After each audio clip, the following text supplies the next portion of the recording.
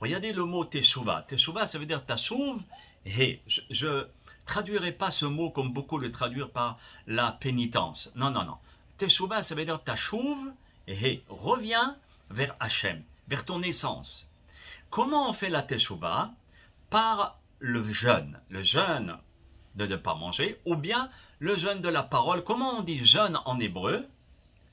Tzom.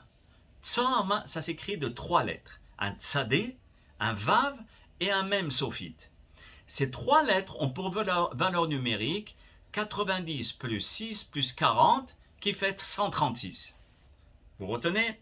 Maintenant, la deuxième clé que nous avons pour nous rapprocher d'Hachem, c'est quoi l'arme du peuple d'Israël? C'est la tefila. Alors pendant le jeûne, on prie. Même quand ce n'est pas le jeûne, on prie pour s'attacher à Akadosh Baruch Hu. Avec quel élément on prie? Avec notre gorge, avec notre voix. Donc, comment on dit la voix en hébreu? Kol, Kouf, Vav, Lamed.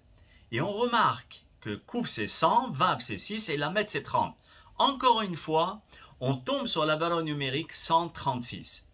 Et après, on doit faire de la tzedaka, pas l'aumône, chas v'shalom, mais la justice dans le monde. Nous sommes investis de façon à aider les autres par le mammon. Mammon, ça veut dire l'argent.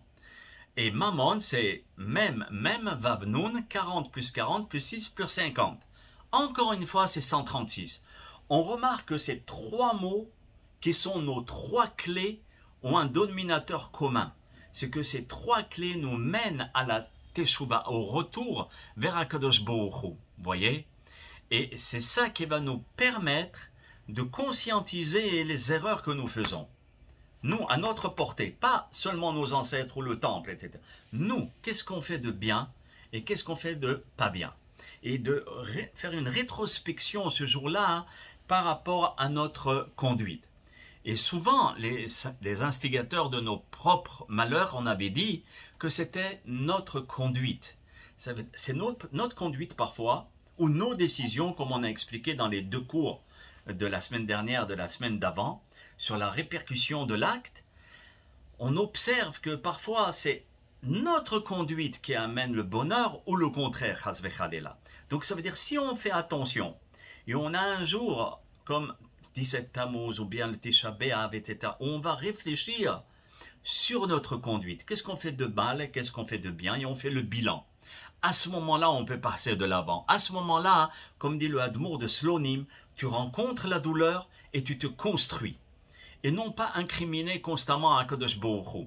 Pourquoi il a fait ça, et pourquoi il a fait ça, et pourquoi il a fait ça. Tu vas remarquer que c'est nous qui nous sommes mal conduits et qu'on a provoqué cette destruction du temple.